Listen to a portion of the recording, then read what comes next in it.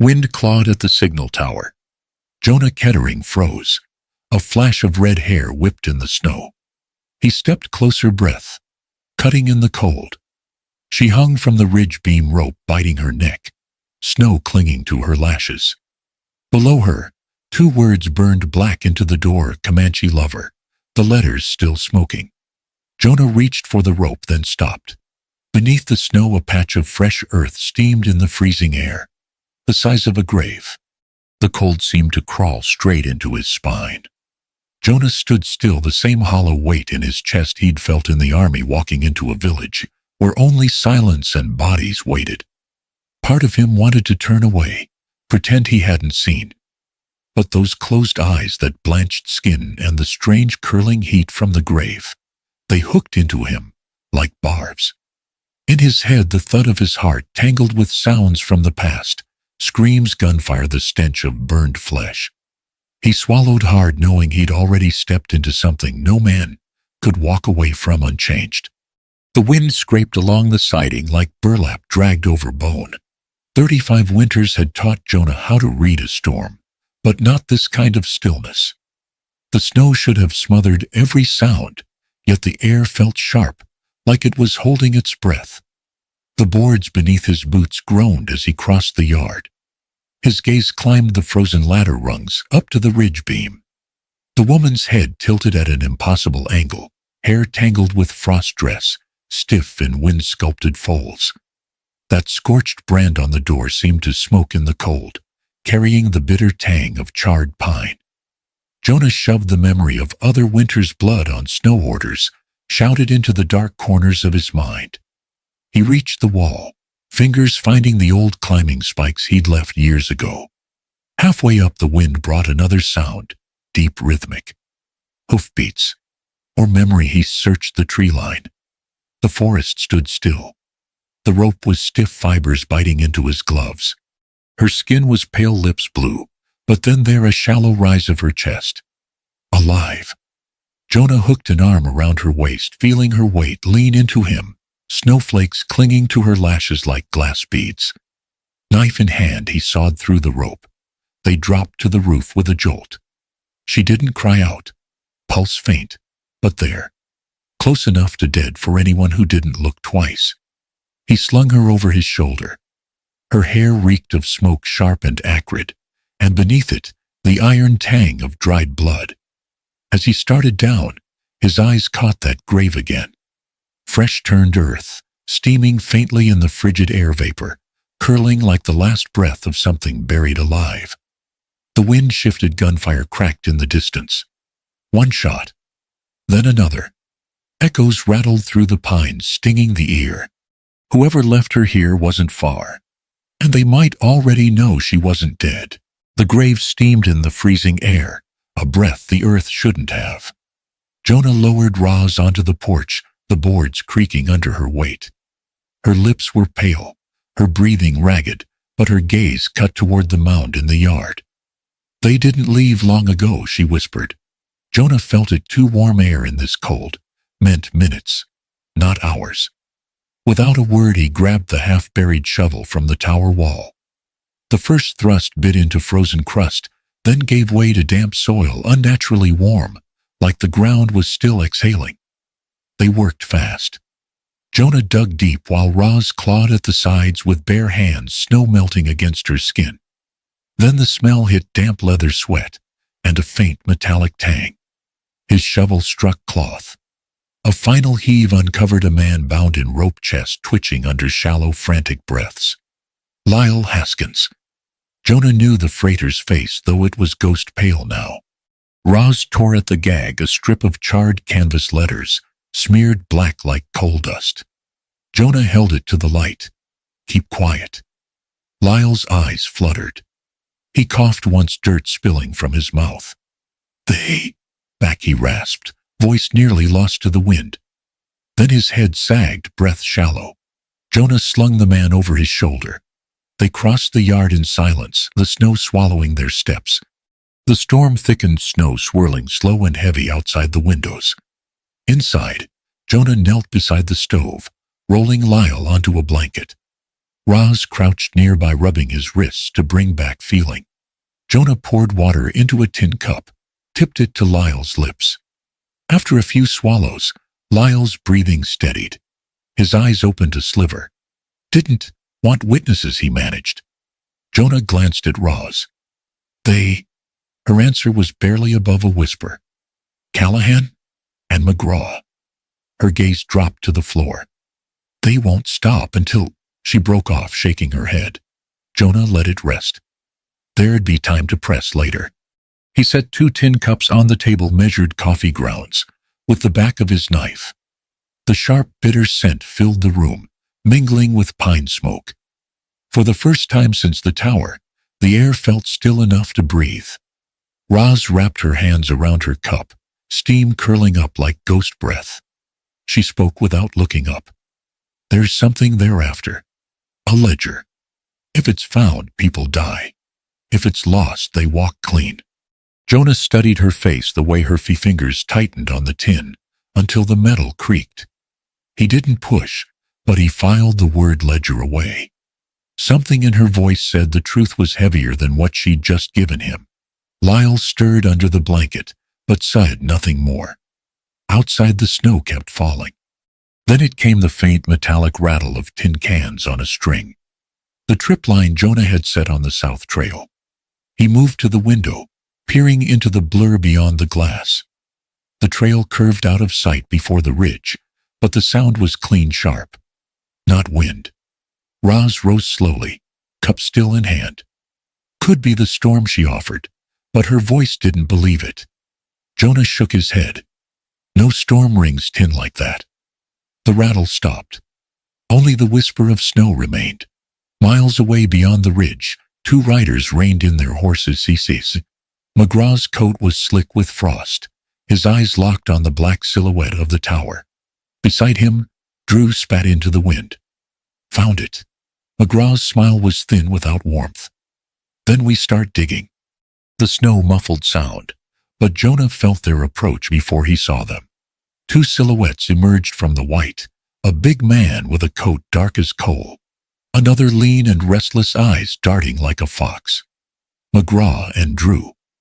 They stopped 20 yards from the cabin, breath fogging the air. McGraw's voice carried easy in the cold. Jonah Reed. Didn't expect to find you tucked up here. Jonah stepped onto the porch, coat collar turned high. Weather's bad for travel. McGraw smiled, but his eyes stayed cold. That's so. We're looking for a woman. Blonde, mid-20s, might have wandered this way. Inside the cabin, Roz's pulse hammered in her ears. She was crouched just behind the doorframe, close enough to hear every word. Lyle lay on the floor watching her with wide eyes. She mouthed a single word to him. Quiet. McGraw took a step closer. She's trouble, Jonah. Better you tell me now, before trouble finds you too. Jonah leaned against the porch post, forcing his body to look relaxed. Ain't seen anyone fitting that. Drew shifted in the saddle, scanning the yard, eyes snagging on the half-dug grave mound. Then what's that? Jonah didn't look. Old ground thaw. Fox burrowed in. I covered it. The lie came smooth, but Drew's eyes narrowed. McGraw didn't blink. Mind if we look inside? Jonah's jaw tightened. Cabin's mine. Don't need visitors. McGraw's smile widened a fraction. Then maybe we look in the tower. From inside, Roz glanced toward the trapdoor in the corner, her only way out. The storm would hide her tracks for a while, but she'd have to move now. Jonah caught her shadow shifting through the window's reflection. He didn't look at her, just raised his voice slightly. Tower's been shut for years. Stairs'll give before you get halfway. McGraw tilted his head. We'll take our chances. Jonah stepped down from the porch, boots crunching in the snow. I'll show you the stairs myself then. Roz lifted the trapdoor, the old hinges whining in protest. Cold air breathed up from the darkness below. She lowered herself onto the ladder, boots, searching for the first rung. The wood was slick with ice. Above her, floorboards creaked with Jonah's footsteps heading toward the tower door. McGraw followed Drew behind him, eyes still scanning for movement. Inside the tower's base, the air was stale, smelling of dust and creosote soot. Jonah moved slow, talking as he walked, pointing out broken steps, loose beams, stalling for every second Roz needed. McGraw wasn't buying all of it. You always talk this much. Jonah's mouth twitched. Only when I've got company worth stalling. Halfway up, the wind pushed through the cracks, moaning low. Snow sifted in, speckling the rotting boards. Jonah glanced down the central shaft. Through the gaps, he could just make out Rose's boots, vanishing into shadow below. Then Drew's voice cut in. Jonah, rope here's been cut recent. Jonah's hand went to the railing. Old rope phrase. When'll do that? Drew crouched, fingers brushing the fibers. This ain't fray. This is knife. McGraw's smile thinned to nothing. You hiding something, Reed? Jonah started down the ladder, slow, controlled. His boot hit the next rung, a twang sharp and vicious. The sound of a knife slicing through rope. The ladder beneath him lurched. Boards screamed. Jonah's weight dropped an inch, then another. He grabbed the side rail, muscles straining. Snowflakes drifted through the open hatch above, white against the black hollow below. Somebody had cut the line holding the lower half of the ladder steady. His boot slipped. Wood splintered. Jonah's hand slid on the frozen rail as the ladder swayed out into empty space. One more inch, and he'd drop straight into the pit, no telling what waited at the bottom. In the shadow beneath the tower, a figure moved, not Ross, not Jonah. The gleam of steel caught what little light there was. Whoever it was, they weren't there to take prisoners. Jonah's grip burned as the ladder lurched again. He swung his boot hard, catching the wall of the shaft, then pushed off, letting go at just the right instant. The fall wasn't far, but the landing knocked the wind from his chest. Snow and dirt rained down through the opening above. Jonah Ross's voice cut through the dark. She was crouched in a narrow passage at the base of the tower lamp, trembling in her hand. Shadows from the flame danced across the stone. You all right? She asked. He caught his breath, nodding. We can't stay here. There is someone else inside. They didn't wait to find out who. The passage sloped down, leading to a jagged mouth that opened into the gorge behind the tower. Cold air rolled in, like a tide. Snow lay thick across the ravine floor, broken only by a line of hoof prints, weaving toward the trees. Half buried in the drift, a horse stood, shivering flank, matted with blood, breath steaming. The animal's eyes rolled white as they approached. Jonah stepped slow, speaking low to calm it. Easy now. Ross's gaze fixed on the leather tassel hanging from the saddle. It was braided in a distinct pattern, tight knots at the base flaring loose at the ends. That's Comanche, she murmured. Jonah frowned. Friend of yours? She didn't answer right away.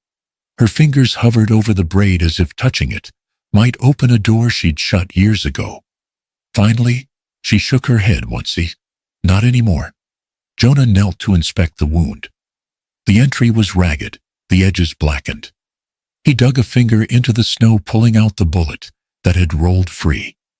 The lead was etched with a spiral groove, deeper and more deliberate than standard rifling. This isn't militia work, he said quietly. This is someone sending a message. Roz met his eyes. Then we've been marked. They led the horse slowly through the gorge, the crunch of snow under their boots the only sound. Above, the cliff walls rose sheer, rimmed with icicles like teeth. The sky was a dull pewter, heavy with more snow. Jonah found himself stealing glances at Russ as they walked. Her hair caught the faint light, every breath visible in the cold. But the set of her jaw was hard, the kind of hard that comes from losing more than anyone should. She noticed him looking. What? Nothing, he said. Just wondering how many winters you've walked through like this. Her answer was a faint, humorless smile. Enough to know you don't count them. The ravine narrowed, funneling them toward a stand of wind-twisted pines. The trees groaned in the wind branches, shedding clumps of snow with muffled thumps. Jonah could smell wood smoke, faintly distant, old, carried on the gusts. Somewhere, someone had made camp here not long ago. They stopped near a frozen bend in the creek. Jonah crouched to check the ice. "Tracks end here," he said, pointing to where the hoofprints vanished into the brittle surface. Roz stood beside him, hands tucked in her coat. For a moment, neither spoke. The world felt still, too still, and the cold had a way of seeping into thoughts as much as wise. That was when Jonah saw it, a dark bloom spreading under her left arm, seeping into the wool. "Roz," he said carefully, "you're bleeding." Her head snapped toward him, eyes widening for just a fraction before she masked it. "It's nothing." He stepped closer. "That's not nothing." She shook her head, starting to turn away, but her knees faltered in the snow. Jonah caught her before she fell, feeling the warmth of the blood through his gloves. She leaned against him, breath ragged. "It's not from the fight at the tower," she whispered. Jonah's brow furrowed. "Then who?" Her answer came like a ghost through the wind. "Someone I used to trust." Far up on the ridge, a lone rider watched the gorge through a spyglass. The wind whipped his coat open just enough to reveal a holster and a braid of leather that matched the one on the wounded horse. Snow crust cracked under their boots as Jonah half-carried Roz along the base of the ridge. Her weight leaned into him, breath short. The blood had slowed, but every step cost her. They found shelter where the ravine wall curved inward, hiding a narrow opening, a lava tube from some ancient eruption, now frozen and silent. Inside, the dark smelled of cold stone and old earth. Jonah set Roz down on a flat rock. "We patch this up now, or you won't make another mile." Her eyes flickered away. "It wasn't a stray shot," she said. Jonah's hands paused over his saddlebag. "Then what was it?" She drew a slow breath, as if pulling the words from somewhere deep and dangerous. "It was Lyle." Jonah's head snapped up. "Haskins, the man we found in that grave." She nodded. "He stabbed me." Jonah's voice went cold. "Why?" Her fingers twisted in the hem of her coat. "To make it look like I was dead. So they'd stop hunting me at least long enough for me to run." He said it was the only way. Jonah thought of the half-frozen body, the bound wrists, the cloth stuffed in Lyle's mouth. And that cloth, Ruts reached into her coat and pulled it out, still stiff with frost. In the dim light, Jonah saw the smeared charcoal letters, McGraw. The tube narrowed, forcing them to crouch as they moved deeper. Jonah's lamp cast long, thin shadows along the walls, revealing scratches, marks from tools, from hands that had passed through years before. At the far end, the space widened into a hollow chamber. Against the back wall sat a rusted tin box, half buried in grit. Jonah pried it open with his knife. Inside, wrapped in oilskin, was a photograph, faded, the edges curling. 3 men stood side by side, in front of a wooden garrison, Jonah younger and hard-eyed, McGraw broader but smelling, and a third man with a captain's insignia, Callahan. Roz leaned over his shoulder. "You knew him." Jonah's jaw tightened. "Once." A voice came from the entrance, slow and steady. "And you still do." They turned. McGraw stood framed in the pale light outside the tube, snow drifting around his boots. His revolver hung low at his hip hand, resting easy on the grip. "Small world," McGraw said, stepping inside. "I see you've found a keepsake, and maybe something more valuable." Jonah stayed still. "What do you want?" McGraw's eyes flicked to Roz. "The ledger." Roz's face went still. "You know about it." He smiled faintly. "I know enough. Callahan kept records, and you were fool enough to take them. Every rifle, every bullet traded to men the territory calls enemies. That book's worth more than your lives combined." Jonah shifted his stance, putting himself between McGraw and Roz. "If you know what's in it, then you know why she can't hand it over." McGraw shook his head slowly. "I don't give a damn about the why. I care about the price. You give me that ledger, I can buy us both a clean slate." I walk away. The bounty on your heads disappears. Roz laughed once, low and bitter. And the people in it? The names, what happens to them? McGraw's gaze didn't waver. They disappear too, one way or another. The wind moaned through the tube, rattling the tin box at Jonah's feet. He looked down at the photograph. 3 men who had once fought on the same side, before the lines blurred and the fires started. You want me to turn her over? Jonah asked. McGraw tilted his head. I want you to turn over the ledger. What you do with her after that's your conscience. Jonah didn't move. The cold bit through his coat, but it was nothing compared to the weight settling in his chest. McGraw's voice softened, almost friendly. You've got one night to think about it. By morning, you tell me freedom, or the girl. When McGraw's boots faded into the snow, Roz touched Jonah's sleeve. If you give him the ledger, I'm dead. If you don't, you are. And for the first time, Jonah realized there might not be a third choice.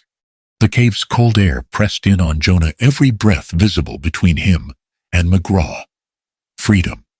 Or the girl, McGraw repeated, voice steady as a trigger pull. Jonah didn't answer right away. He could hear Roz's breathing behind him, fast, uneven, but there was something in it that wasn't fear. It was defiance. I'm not trading her life for mine, Jonah said finally. McGraw's jaw flexed once. You think this is noble?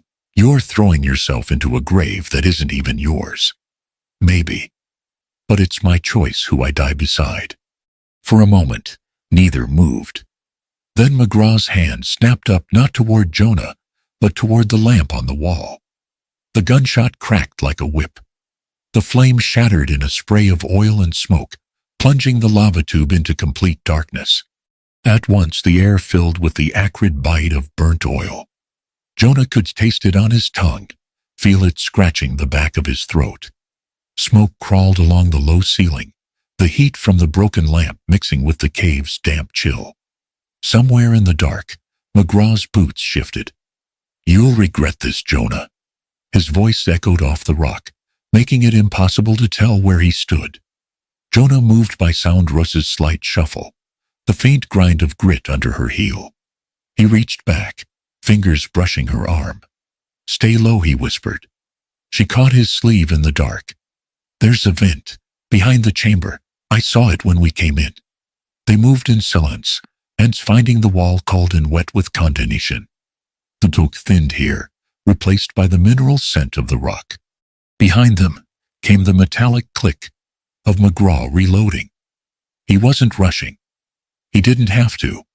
Jonah guided Roz into the narrow gap at the rear of the chamber. They squeezed through sideways stone-scraping coats until the air freshened. A faint breeze touched Jonah's cheek, snow air clean and sharp. Outside the night was heavy with falling flakes, muffling sound. The stars were gone, swallowed by a low pale sky. Roz coughed into her sleeve, then looked at him. You should have taken his deal. Jonah shook his head. And left you, that's just another way of killing you myself. They started down the slope, boots sinking into soft drifts. Jonah scanned the tree line, too quiet, too still. The kind of quiet that meant something was listening. They reached the bottom of the gulch when a shadow stepped out from behind a pine. The snow there was darker, churned from waiting too long in one spot. Drew. His rifle rested easy in his hands, but his eyes were sharp. The smirk on his face wasn't joy. It was the satisfaction of a trap sprung. Well, Drew drawled, looks like McGraw didn't have to work too hard after all. Jonah slowed, keeping himself between Drew and Roz. Step aside, Drew. Not today. Drew's voice was almost casual, but his fingers tapped the stock of the rifle in a steady rhythm. McGraw wants her alive for the ledger. But me, I like a bit of poetry. Jonah's stomach sank. What kind of poetry? The kind where you put the bullet in her yourself. Right here, right now.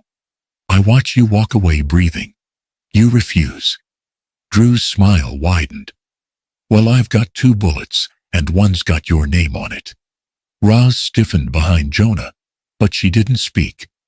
The snow kept falling, settling in Drew's hair, softening the edges of the moment. But the cold in his eyes cut sharper than any wind. Drew tilted the rifle just enough for the barrel to point past Jonah's shoulder. "Clock's ticking, Jonah. Let's see what you're really made of." Somewhere beyond the pines, a single metallic ping broke the silence, the sound of one of Jonah's trip tins going off.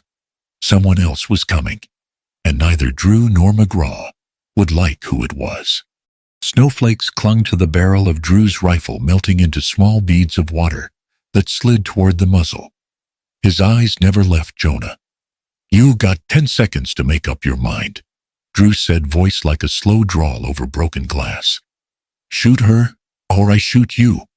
And trust me, Jonah, I ain't bluffing." Jonah kept his hands loose at his sides. 10 seconds could feel like a lifetime if you knew how to use them. "You always were McGraw's lapdog," he said, keeping his tone flat. "Lapdogs alive. Heroes get buried." Drew's fingers settled on the trigger. The wind pressed cold between them, swirling the snow in tight little eddies. Jonah's gaze flicked down just long enough for Drew to follow it down to the small leather pouch hanging at Jonah's belt.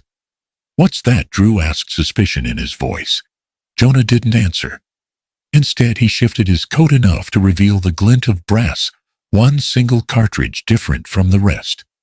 Its casing bore a spiral groove etched deep into the side. Drew's smirk returned. Special bullet. For a special occasion. Jonah let a slow breath out, letting the steam curl from his lips. Something like that. The truth was simple. The spiral bullet wasn't meant for killing.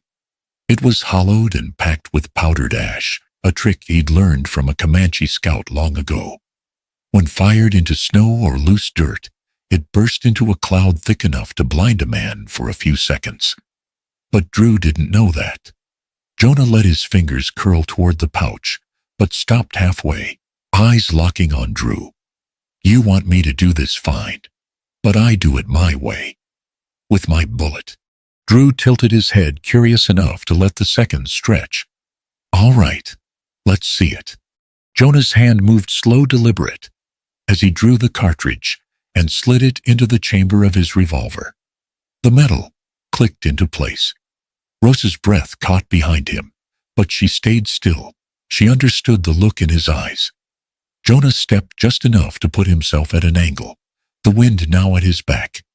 He raised the revolver not toward Rose, but toward the snowbank 3 feet to Drew's left. What the hell? The shot cracked sharp and violent. Snow exploded in a blinding gray cloud swirling in the wind, stinging eyes and throats with ash. Drew cursed, stumbling back, rifle jerking up but firing wild into the dark. Jonah was already moving.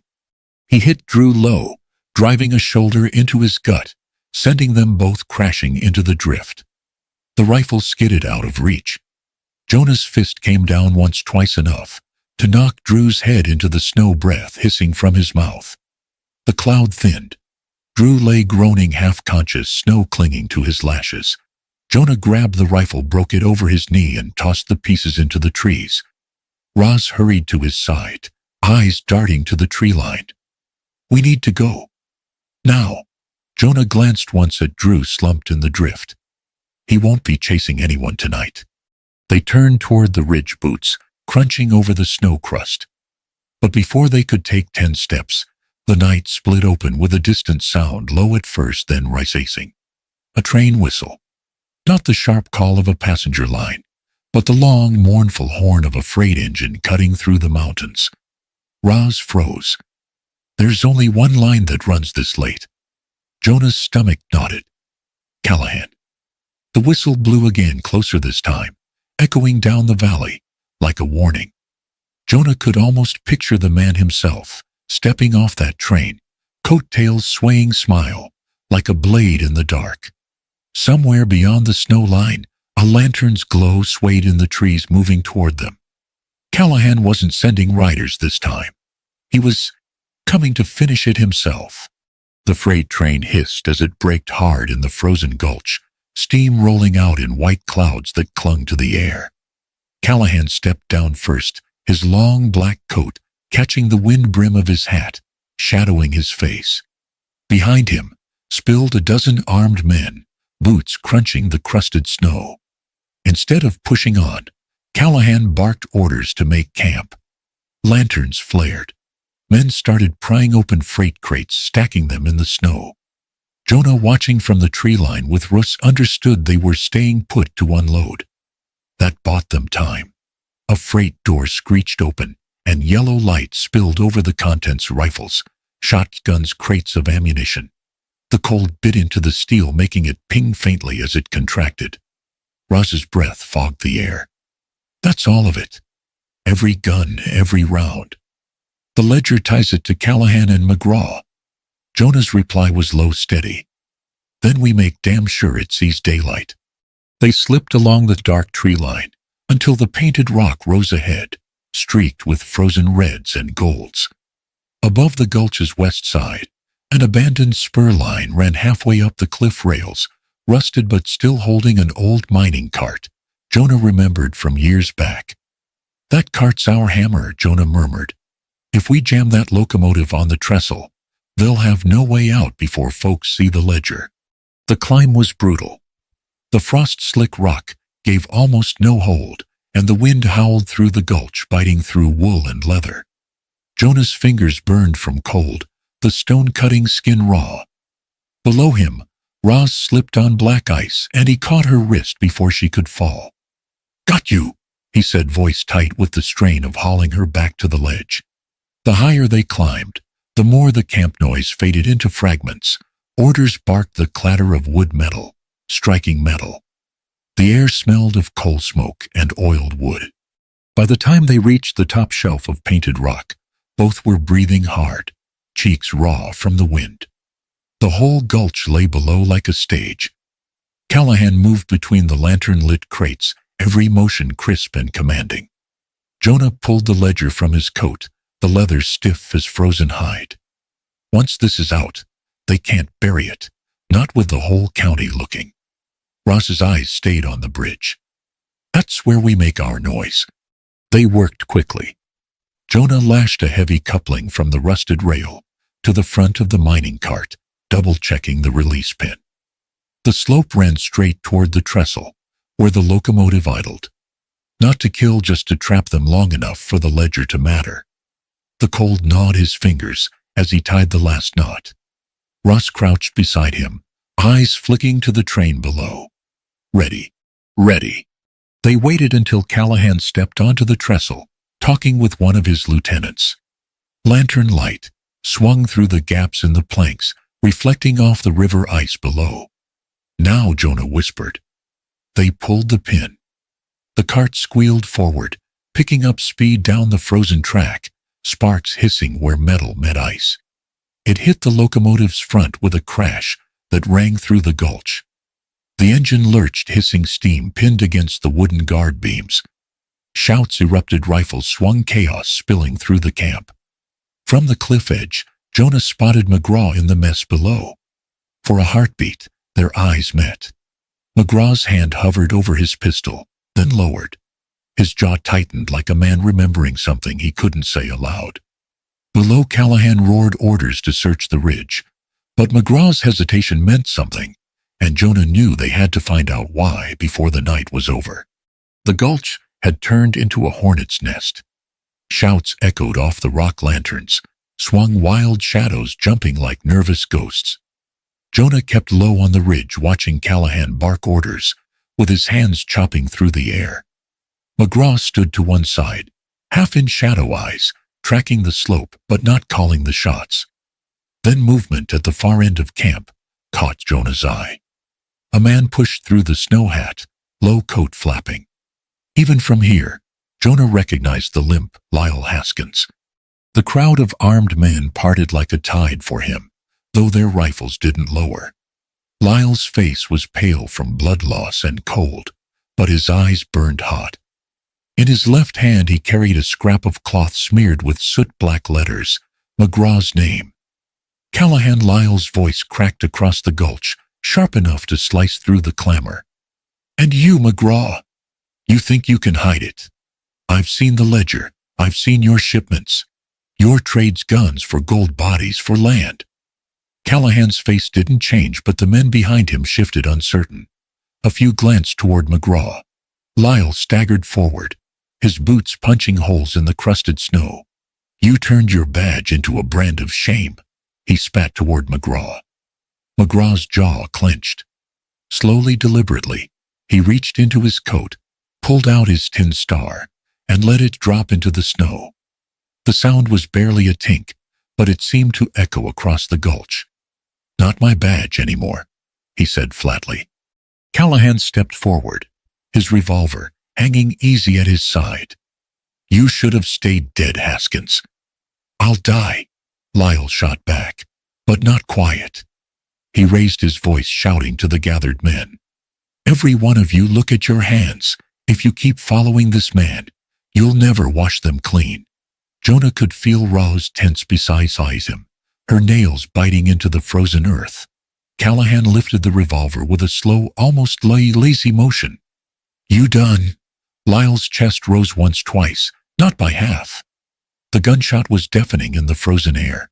Lyle staggered, red blooming on his coat, then dropped to his knees. Another shot rang, and he fell face first into the snow.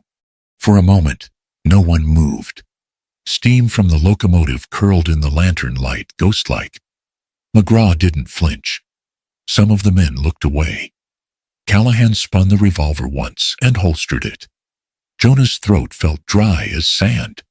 He had seen men die before, but this was an execution in front of every witness who mattered.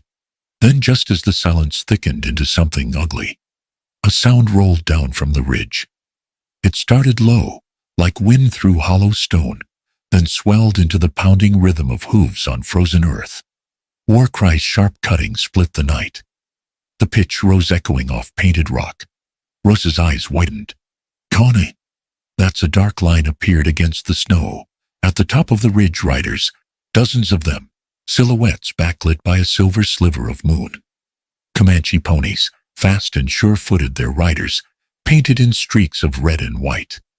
The lead rider raised a lance that caught the moonlight and let out a cry Jonah hadn't heard in years. Tahana was back, bringing the fight to Callahan's camp, and this time she wasn't alone. The ridge was chaos, lit by moonlight and lantern glow. Comanche riders swept down like shadows given teeth, their war cries slicing the night. Callahan's men scattered, some firing wildly into the dark, others dropping their rifles to run. Jonah didn't move until the lead rider vaulted from her pony and landed in the snow in a crouch, her lance balanced lightly in one hand. The paint on her face gleamed streaks of red, down each cheek, white across the brow. Her eyes, though, were unmistakable. "Tahana," Jonah said, breath steaming in the cold. She rose to her full height, scanning the gulch before her gaze locked on Roz. For a heartbeat, neither woman spoke. Then Tahana closed the distance and gripped Roz by the shoulders. "You're alive," she said in the clipped, accented English Jonah remembered. Barely Roz managed, her voice breaking in a way it hadn't since the first night Jonah found her. They embraced briefly, fiercely, two people who had bled in the same dust once, now meeting in the snow. Jonah looked away, giving them the privacy war seldom allowed. In the melee, Callahan had pulled his men back toward the train. The ledger was gone. Jonah could see the empty satchel swinging at McGraw's side. But something else had happened in the chaos of Lyle's accusation, and Roz's scars bared to the crowd earlier. The truth had already slipped into the open. Faces in the camp were no longer sure, no longer twill. A few men stared at the ground. Others edged away from Callahan, as if he were a flame that could burn without warning. Tahana stepped beside Jonah, eyes narrowing toward the train. "He'll run tonight, and he'll come back." Jonah nodded once. "I know." Sure enough, Callahan mounted the steps of the engine car, his coat flaring in the cold wind. He didn't shout threats, just stared across the snowy gulch at Jonah, at Russ, at the riders now guarding them. The look was enough. A slow, deliberate smile crept across his face, thin as a knife's edge. Then he tapped the brim of his hat, turned, and the locomotive's whistle screamed into the night. Steam swallowed the platform, and the train began to roll. Over the grinding of wheels, Jonah heard him call back. Not loud, but enough to carry, "This ain't done." Not by a mile. By the time the train's tail lights vanished into the dark, the fight was over. The Comanche riders gathered their wounded, the campfires burned low. McGraw had disappeared, no one saw him leave. Jonah suspected Callahan hadn't taken him on board. Ross sat on a crate, exhaustion painting her face pale. Jonah crouched beside her. "It's over for now," he said. Her gaze met his, skeptical. "You believe that?" He didn't answer. Instead, he looked out over the gulch, where Lyle's body still lay, covered by a blanket. Snow was already settling on it, erasing the shape. Jonah thought about the ledger gone, yes, but not the memory of what it held. Too many had heard enough to remember. Tahana approached her, breath still hard from the ride. "We'll keep eyes on his trail," she said. "But if you leave the hills now, he'll find you in open ground." Jonah didn't hesitate. "I'm not leaving." Roz turned sharply toward him. "Jonah," he cut her off gently. "I've run long enough. Somebody's got to stand here and say what happened. When the Pinkertons come asking, somebody's got to tell them about Callahan's deals, about Lyle, about all of it." Her eyes softened, though worry still lingered. "And if they don't believe you, then I'll still be here when they're ready to." They stood together as the Comanche began to break camp, the night settling into something almost calm. The snow creaked under boots. The horses snorted clouds into the freezing air.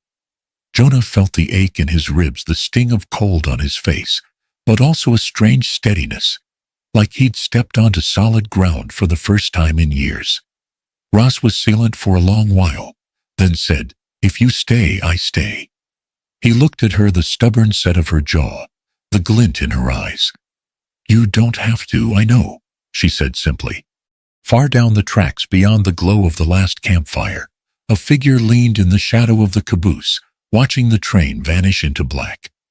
Callahan had already given him orders before boarding, orders sealed in a leather envelope. The man waited until he was alone, then tore it open. Inside was a single sheet with 2 words written in Callahan's hand: "Pinkerton Contract." Below it, another line: "Jonah Hale and Roslyn Ward dead or delivered." The whistle of a distant night train cut through the cold, carrying with it the promise of men in dark coats and clean boots who never cared whose blood they spilled as long as it was paid for. Somewhere out in that frozen dark, the hunt was already starting again. There are stories in the West that don't end with a gunshot, but with a vow in the dark. Jonah Hale chose to stay. Roslyn Ward chose to stand beside him.